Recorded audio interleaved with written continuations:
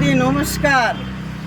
আপনি তো টাটা কোম্পানিকে শেষ করলেন, পশ্চিমবাংলা থেকে তুলে দিলেন, সমস্ত শিল্প শেষ।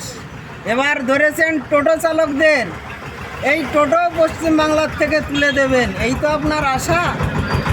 এই গরিব টোটো চালকদের আপনি তাদের ১৭০০-১,০০০ টাকা করে নিয়ে তাদের এইবার পেটে লাথি মারার চিন্তা ভাবনা আপনার হয়েছে নাকি?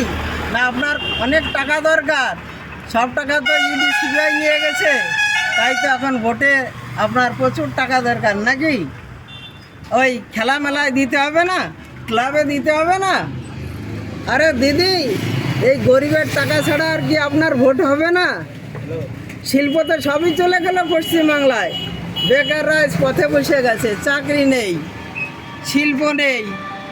এক টোটো চালিয়ে খাচ্ছিল মানুষ, লক্ষ লক্ষ বেকার, ১ কোটি টোটো, সেই বেকার টোটোদেরও এখন পথে নামিয়ে দিয়েছেন। কী করে খাবে? চপ বিক্রি করবে?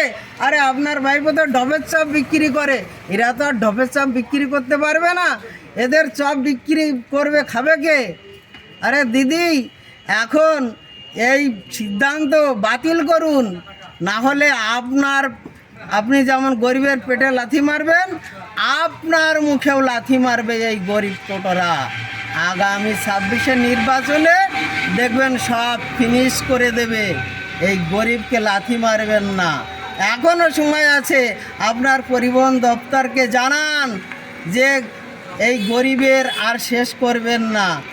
এই হচ্ছে শেষ কথা। দেখুন, টোটোরা আজ বেকার হয়ে যাবে।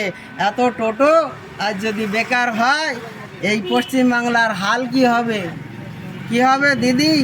এখনও ভাবুন, সময় আছে, না হলে আপনি এর যথাযথ যোগ্য জবাব আপনি পেয়ে যাবেন। ধন্যবাদ, চিন্তা ভাবনা করুন।